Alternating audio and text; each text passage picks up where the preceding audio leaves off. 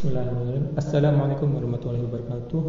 Kembali di sini bersama saya Nur Muhammad Asidiki, mahasiswa dari program studi D4 Teknik Elektronika dari Politeknik Elektronika Negeri Surabaya. Pada kesempatan kali ini kita akan membahas materi yang cukup menarik dalam dunia industri, yaitu metode peramalan. Dalam hal ini khususnya kita akan membahas verifikasi metode peramalan dalam tren eksponensial. Seperti apa materinya? Mari kita bahas bersama. Tapi sebelumnya, intro dulu.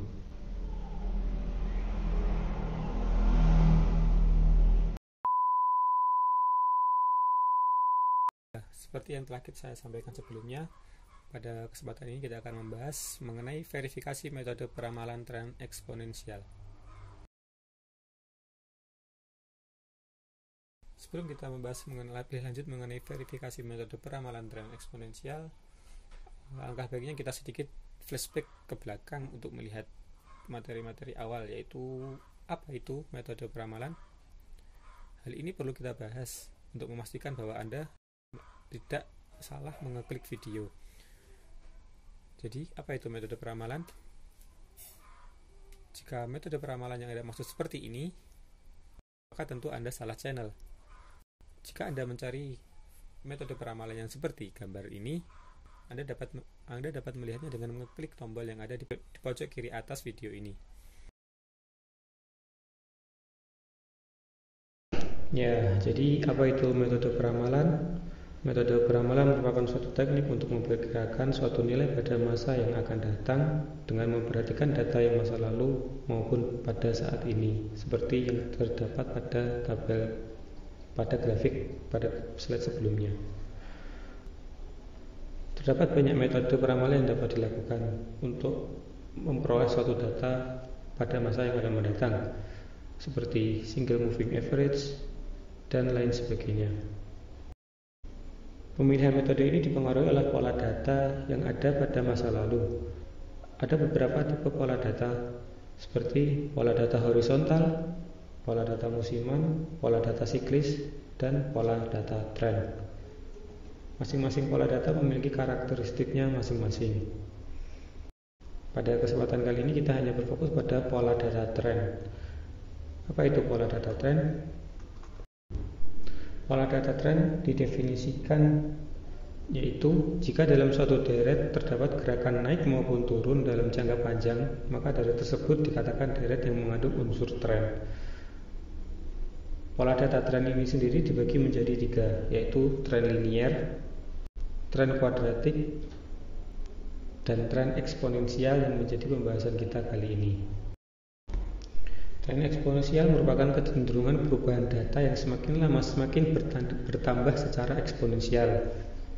Tren eksponensial ini biasa digunakan untuk mengukur data yang mengalami kenaikan maupun penurunan dengan cepat dalam suatu deret waktu tertentu. Langsung saja kita masuk ke dasar teori untuk mengetahui bagaimana cara melakukan peramalan pada pola data eksponensial. Bentuk umum dari pola data eksponensial adalah Y, yaitu data itu sama dengan koefisien A kali dari E, yaitu bilangan natural yang dipangkatkan dengan koefisien B kali T. Dari rumus itu diturunkan bahwa peramalannya mempunyai bentuk persamaan, yaitu data pada waktu tertentu merupakan A kali koefisien dari E pangkat koefisien B kali T. Dengan menggunakan transformasi logaritma didapatkan nilai A dan B sebagaimana tertulis berikut. Untuk lebih memuatkan pemahaman, langsung saja kita menuju ke contoh soal. Silakan siapkan peralatan terbaik untuk mengerjakan contoh soal berikut ini. Ya, ini dia contoh soal dari metode peramalan tren eksponensial. Lihat pada tabel yang ada di pojok kiri bawah layar. Tabel tersebut merupakan tabel penjualan dari suatu produk dari sebuah perusahaan. Terlihat bahwa penjualan dari perusahaan tersebut mengalami kenaikan secara terus-menerus, sehingga dapat dikatakan bahwa pola data ini merupakan pola data tren eksponensial. Lalu bagaimana cara menyelesaikannya? Langkah pertama yang dilakukan untuk menyelesaikannya adalah dengan membuat tabel seperti berikut. Tabel ini terdiri dari 5 kolom. Kolom pertama merupakan T, yaitu kurun waktu tertentu dari suatu data. DT merupakan data pada waktu tertentu. Len DT, kemudian T kali len DT, dan T kuadrat. Data-data ini yang akan kita gunakan untuk melakukan peramalan pada data-data yang akan mendatang. Bagaimana cara melakukan peramalannya? Sebagaimana yang diketahui dari rumus yang dijelaskan pada dasar teori di awal tadi, bahwa Y merupakan A kali E pangkat B kali T. T merupakan koefisien waktu yang ingin kita cari. Sedangkan A dan B belum kita ketahui nilainya. Untuk itu, yang pertama dilakukan adalah kita mencari nilai B, kemudian mencari nilai A dengan data yang telah kita dapatkan dari tabel sebelumnya tadi. Bagaimana cara mencarinya?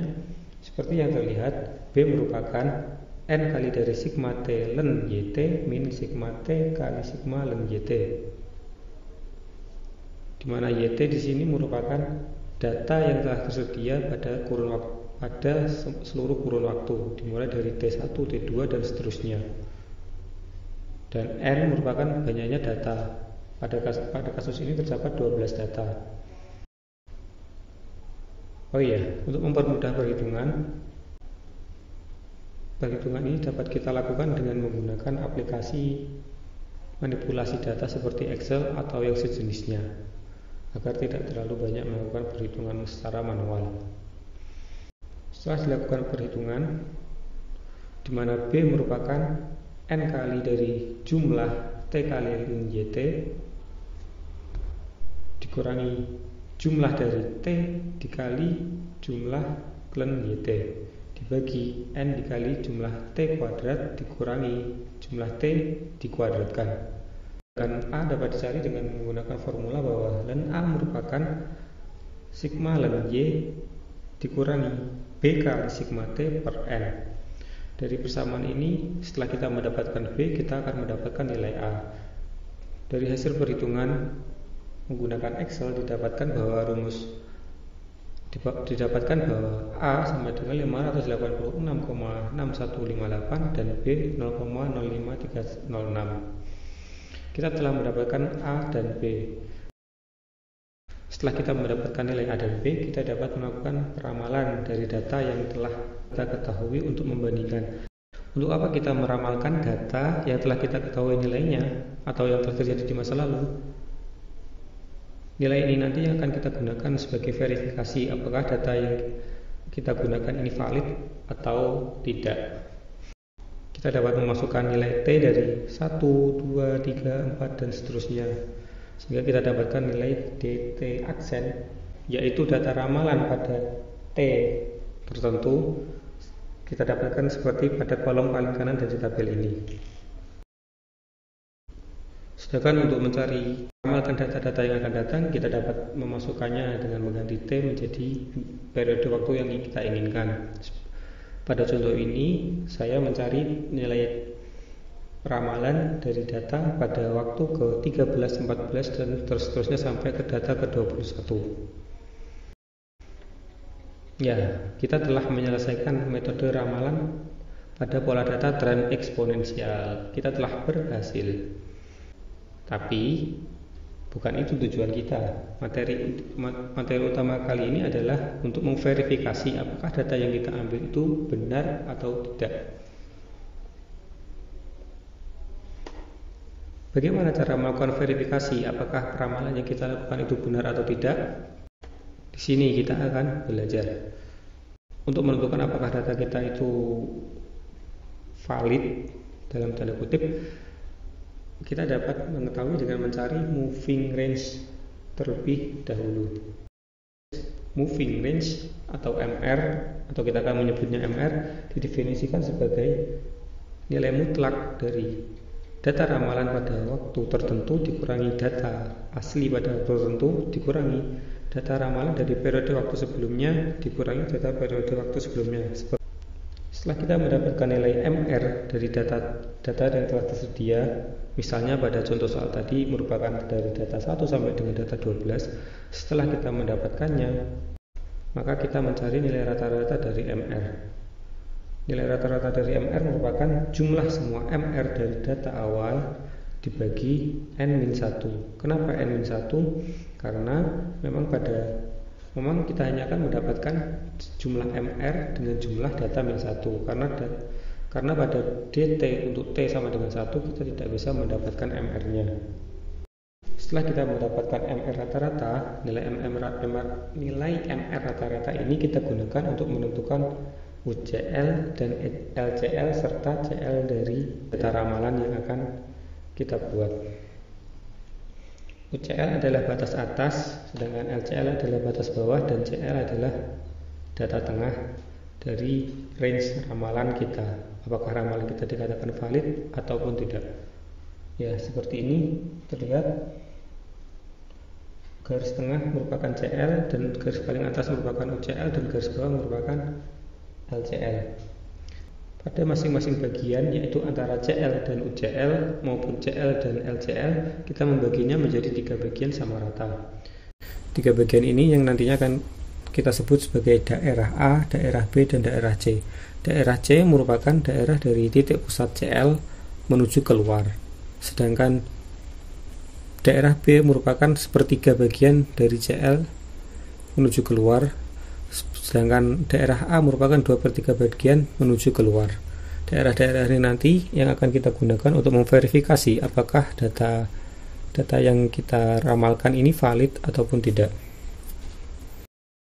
Ya, untuk mempermudah pemahaman, kita langsung ke penerapan soal yang telah kita kerjakan sebelumnya. Pada pembahasan sebelumnya, saya katakan bahwa mengapa kita harus mencari data ramalan dari suatu data yang telah kita ketahui nilai aslinya. Hal inilah yang akan kita gunakan untuk melakukan verifikasi data. Bagaimana cara melakukannya? Seperti yang disebutkan dalam teori tadi, yang pertama-tama perlu kita lakukan adalah mencari nilai MR, yang merupakan nilai MR merupakan data ramalan pada waktu T dikurangi data asli pada waktu T dikurangi data ramalan pada waktu T-1 dan data asli pada T-1, sehingga kita dapatkan data sebagai berikut. Nilai MR pada T sama dengan 1 tidak mungkin kita dapatkan karena T-1 pada T sama dengan 1 adalah 0, sehingga kita tidak bisa mendapatkannya. Setelah kita dapatkan data seluruh data MR, kita jumlahkan, kemudian kita bagi dengan banyaknya data dikurangi 1, yaitu 12 dikurangi 1. Banyaknya data dibagi dengan 11, kita dapatkan nilainya sama dengan 20,73912 yang tertulis pada garis berwarna kuning pada kolom MR itu merupakan rata-rata dari MR. Setelah kita mendapatkan nilai MR, kita cari nilai UCL dan LCL dengan rumus yang telah tertulis tadi, di mana UCL merupakan 2,66 dikali MR rata-rata, sedangkan LCL min 2,66 dikali MR rata-rata. Dari data perhitungan didapatkan UCL bernilai 55,16606 dan LCL min 55,16606. Data ramalan pada T sama dengan 1 sampai dengan T sama dengan 12 yang telah kita hitung sebelumnya, kita gambarkan dalam grafik seperti berikut ini. Grafik ini digunakan untuk melakukan verifikasi apakah data yang kita peroleh ini out of range atau tidak. Bagaimana cara melakukannya? Caranya mudah, yaitu dengan menjawab beberapa pertanyaan yang berikut ini. Yang pertama adalah, dari 3 titik yang berurutan, apakah ada 2 titik atau lebih yang berada di daerah A? Kita ingat, daerah A merupakan daerah pada 2/3 bagian dari 2/3 bagian terluar menuju keluar. Kita perhatikan, dari 3 titik yang berurutan, apakah ada? Ya, ternyata seperti yang terlihat bahwa pada data T sama dengan 7 dan T sama dengan 8 berada di luar daerah A.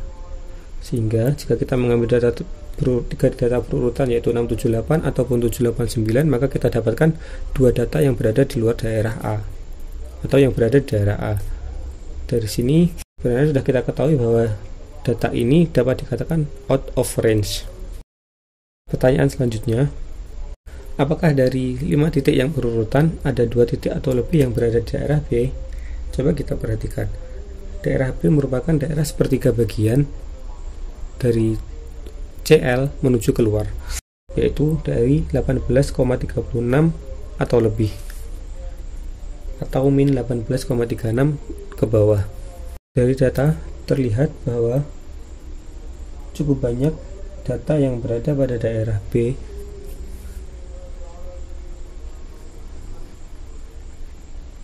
yaitu pada saat T sama dengan 4, T sama dengan 6, 7, 8, 10, 11, dan 12. Dari hal ini saja terlihat bahwa ada 3 data berurutan yang berada di daerah B. Dari sini terjawab bahwa terdapat 5 titik yang berurutan yang berada di luar daerah B. Hal ini menunjukkan bahwa data yang kita peroleh atau data ramalan yang kita dapatkan out of range atau kurang valid. Pertanyaan selanjutnya yang perlu dijawab untuk melakukan verifikasi adalah, dari 8 titik yang berurutan, apakah seluruhnya berada di atas atau di bawah center line yaitu CL? Kita lihat ternyata tidak ada. Data yang berada pada satu daerah terpanjang terdapat pada T sama dengan 3, 4, 5, 6, 7, 8, dan ini masih merupakan 6 data, sedangkan yang ditanyakan ada 8 data, sehingga tidak memenuhi. Apakah ada satu titik yang berada di daerah luar kontrol? Tidak, jelas tidak. Semua data yang berada di bawah UCL maupun LCL berada di antara keduanya, sehingga tidak ada. Beberapa pertanyaan yang diajukan berikut adalah rangkumannya. Ternyata terdapat dua pertanyaan yang terpenuhi, yaitu dari 3 titik yang berurutan terdapat 2 titik atau lebih yang berada di daerah A. Dari 5 titik yang berurutan terdapat 2 titik atau lebih berada di daerah B. Ternyata ada 2 poin yang terpenuhi. Hal ini menunjukkan bahwa data ramalan yang kita peroleh tadi tidak valid atau out of range. Sebenarnya satu saja terpenuhi dari 4 poin ini sudah dapat dikatakan bahwa data ini tidak valid atau out of range, apalagi terdapat 2 data. Tidak perlu bersedih, meskipun data ramalan yang kita peroleh tidak tepat atau out of range, kita tidak perlu bersedih karena masih banyak pekerjaan di luar sana selain menjadi seorang peramal. Atau apabila teman-teman masih ingin menjadi seorang peramal, teman dapat memperbaiki data ramalan yang telah teman-teman peroleh tadi. Ya, kita masih dapat memperbaikinya. Bagaimana cara memperbaiki data yang telah kita peroleh? Caranya sangatlah mudah. Kita dapat memperbaikinya dengan memasukkan data baru dari data yang peroleh selanjutnya, dengan menunggu fakta-fakta yang selanjutnya.